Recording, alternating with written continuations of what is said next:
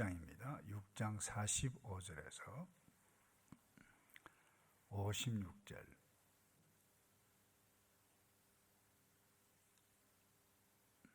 마가복음 6장 45절에서 56절입니다. 45절입니다. 예수께서 즉시 제자들을 재촉하사 자기가 무리를 보내는 동안에 배 타고 앞서 건너편 베세다로 가게 하시고 무리를 작별하신 후에 기도하러 산으로 가시니라. 저물매 배는 바다 가운데 있고 예수께서는 홀로 무태에 계시다가 바람이 그스름으로 제자들이 힘겹게 노젓는 것을 보시고 밤 사경쯤에 바다 위로 걸어서 그들에게 오사 지나가려고 하시매 제자들이 그가 바다 위로 걸어오심을 보고 유령인가 하여 소리 지르니 그들이 다 예수를 보고 놀람이라. 이에 예수께서 곧 그들에게 말씀을 이르시되 안심하라 내니 두려워하지 말라 하시고 배에 올라 그들에게 가시니 바람이 그치는지라. 제자들이 마음에 심히 놀라니 이는 그들이 그 떡 떼시던 일을 깨닫지 못하고 도리어 그 마음이 둔하여 졌음이리라. 건너가 게네사렛 땅에 이르러 대고 배에서 내리니 사람들이 곧 예수신 줄을 알고 그 온 지방으로 달려 돌아다니며 예수께서 어디 계시다는 말을 듣는 대로 병든 자를 침상채로 메고 나오니 아무데나 예수께서 들어가시는 지방이나 도시나 마을에서 병자를 시장에 두고 예수께 그의 옷가에라도 손을 대게 하시기를 간구하니 손을 대는 자는 다 성함을 얻으니라. 아멘. 우리 마가복음은 하나님의 아들이신 예수 그리스도가 이 땅에 오셔서 어떻게 섬기시는가 그것 보여줄 뿐만 아니라 선명하게 예수님께서 자기 백성들을 섬기시고 구원에 그리고 회복에 이르게 해가는 것을 계속해서 기록해 가고 있습니다. 근데 특별히 오늘 베세다 들판에서 엄청난 기적들을 행하고 난 다음에 무리들이 예수님을 왕으로 세우면 우리 먹을 걱정 굶어 죽지는 않겠다. 그와 같은 일들이 일어나자 예수님께서 갑자기 피하셨어요. 그리고 기도하셨고 제자들은 먼저 갈릴리, 여기 게네사렛이라고 하는 말입니다. 다 동일한 갈릴리 호수를 두고 이야기해 가는데 건너편으로 먼저 가게 하신 가운데 갈릴리 호수 한복판에 갔다가 갑자기 돌풍을 만납니다. 이 갈릴리 호수가 지형이 그래요. 높은 산 주변에 이렇게 푹 꺼져 있는 그와 같은 위치에 있기 때문에 갑자기 돌풍들을 자주 종종 만나는 그와 같은 지형에 있습니다. 이 제자들이 갈릴리 호수를 건너가는 동안에 감당하기 힘든 풍랑을 이렇게 만나는 상황에 처합니다. 오늘 말씀 나누기 원하는 것은 이 부분입니다. 우리가 이 땅에 살아가는 동안 거센 풍랑, 기대하지 않았던 풍랑 좋아하는 사람 아무도 없죠. 종종 만납니다. 그게 부부 문제든지 건강 문제든지 자녀 문제든지 그게 인간관계 문제든지 그것 때문에 정리가 되지 못한 문제 때문에 답답해하는 이와 같은 어려움들을 만나는데 이 어려움을 당하는 그 순간에 이거 언제 지나갈까? 한번 보세요. 돌풍이 막 불어서서 풍랑이 막 일고 배가 그야말로 뒤집혀질 이와 같은 상황인데 이 노를 젓는 제자들을 한번 생각해 보세요. 이거 언제 정리가 되어지지? 이와 같은 경험들을 우리가 이 땅에 사는 동안 많이 경험하는데 그때 오늘 이 사건을 꼭 기억하셨으면 좋겠어요. 예수님은 우리를 아신다는 거예요. 근데 예수님께서는 땅에서 기도하고 계셨다 그랬어요. 왜 예수님께서 갑자기 나타나셨을까요? 아셨기 때문이죠. 근데 이것만 생각하면 걱정할 것 없죠. 근데 예수님께서 다가오셔서 지나가시려고 이 말은 이제 배 바로 옆으로까지 이제 오셨다는 거예요. 근데 예수님을 제대로 인식하지 못하면 더 큰 혼란, 당황함을 경험해 갈 수 있습니다. 예수님께서 내 곁에 오셨어요. 아니 항상 계세요. 사실 무태 계시지만 적어도 우리의 신앙이라고 하는 것은 하나님의 아들이신 예수 그리스도, 눈에 부활하셔서 하늘 우편에 계신 예수 그리스도, 항상 내 곁에 계신다. 이것 꼭 기억해 가면 어려운 일 만날 때 주께 기도하고 주를 바라보면 사실 여전히 내가 원하는 대로 모든 것들이 되어지지 않지만 주께서 나를 지켜주시고 보호하신다. 이것만 있으면 뛰어넘을 수 있습니다. 그런데 오늘 본문에 보면 예수님께서 다가오셨고 바로 내 곁에 계시면서도 불구하고 뭐예요? 우리의 삶에 더 큰 이 제자들 혼란을 귀신 아니냐 이렇게 되어졌다는 거예요. 무엇을 깨달을 수 있을까요? 예수님을 잘못 본다는 것입니다. 예수님을 귀신으로 봐요. 어려울 때 예수님께서는 때로 우리에게 굉장히 당황스러운 모습으로 나타날 수 있다는 거예요. 신앙의 삶이 어떻게 보면 그럴 수 있습니다. 구약도 그렇고 신약도 그렇고 하나님께서 우리에게 임하실 때, 또 때로는 말씀하실 때,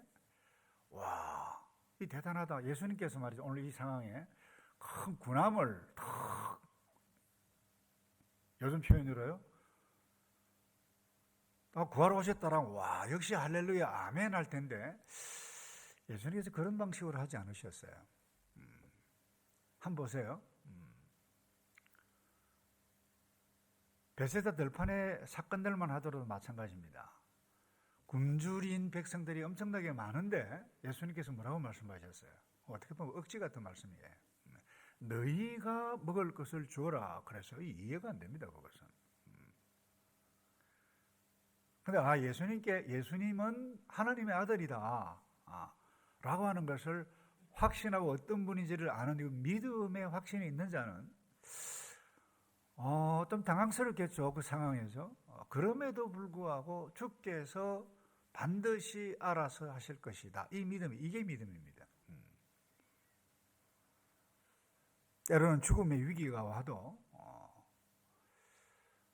다니엘과 같은 믿음이 있는 사람은 죽어도 좋다.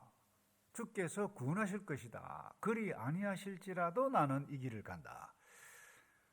굉장히 중요한 메시지가 구약 다니엘 성도를 통해서 우리에게 주셨는데 오늘 본문에 제자들도 위기 때 주님을 주님으로 보아야 되는데 주님의 말씀으로 보아야 되는데 유령으로 보았어요. 제대로 잘못 봤다는 것이죠. 예수님은 어제나 오늘이나 동일하십니다. 내가 당황스러운 일들을 만날 때 더 당황스럽게 우리에게 접근하실 수 있습니다. 그런 처방을 예수님께서 내리실 수도 있을 것입니다. 그때 중요한 것은 나의 믿음입니다. 주님에 대한 인식과 나의 태도입니다. 그래서 한마디로 이야기하면 그렇습니다. 예수님은 우리를 돕고 구하기 위해서 오시는데 제자들은 당황합니다. 왜 당황합니까? 제자들이 원하는 방식으로 예수님께서 다가오지 않기 때문에. 또 하나 사실 원래 잘못은 제자들이죠. 예수님 똑같아요. 근데 자기들이 잘못 본 거죠. 우리의 인식에 오류 때문에 그와 같은 일들이 일어날 수 있다는 것입니다. 그래서 오늘 아침에 언제든지 내가 어떤 어려움을 만난다 할지라도 우리 주님은 나를 돕는 분이시다. 망할 지경에 있어도 주님은 나를 돕는 분이시다. 근데 왜 망했는가? 그 주님 앞에 바라볼 때 내가 잘못했다라고 하면 회개해야 하면 그건 상식입니다. 근데 우리는 보통 그래요. 잘못은 자기가 해놓고 하나님 왜 이러십니까? 이런 경우가 많거든요. 하나님의 말씀은 선명합니다. 근데 말씀대로 안 들어요.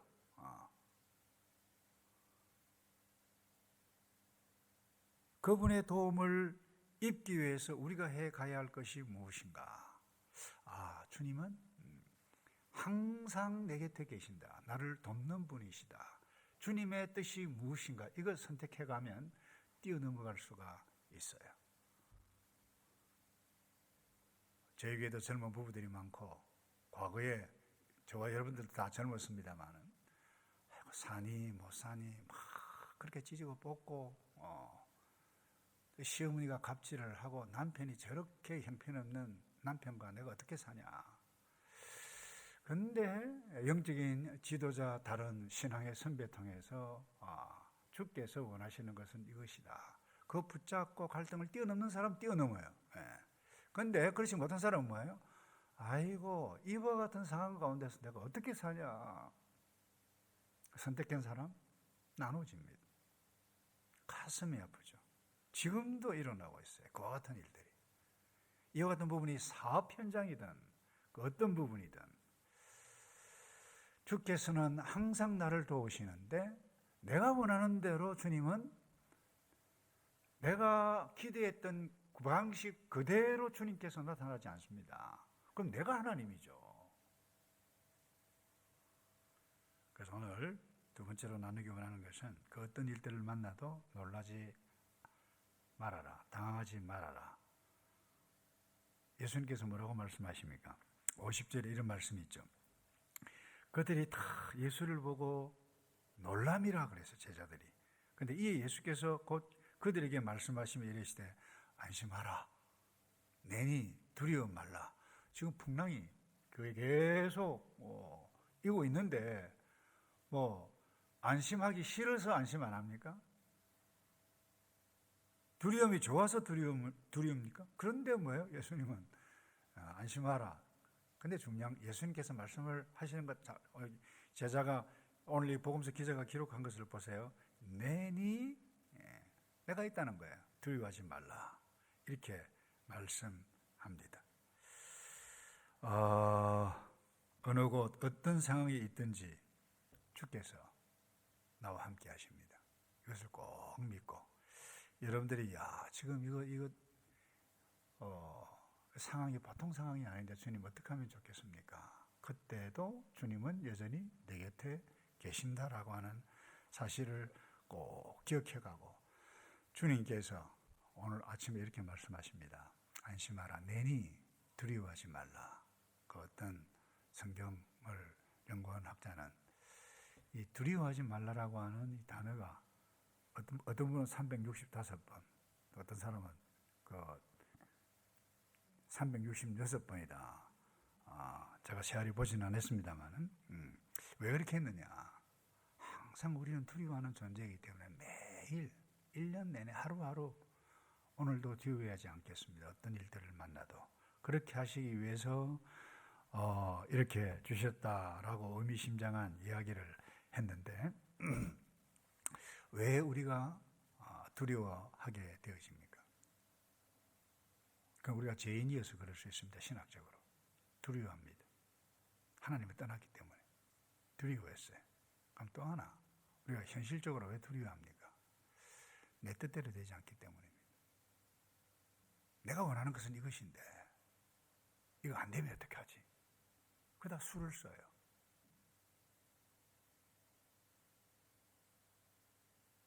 그러다 더 엉뚱한 길로 빠져요. 반드시 이 일은 내 뜻대로, 내가 원하는 방식대로, 내가 원하는 대로 해야 된다. 이게 안 되면 어떻게 하지? 라고 부모는 부모대로 벌벌벌 떨어요. 자녀는 자녀대로 벌벌벌 떨어요. 여러분 현재 두려워하고 있는 일이 무엇입니까? 지금 말씀하십니다. 안심하라는 거예요.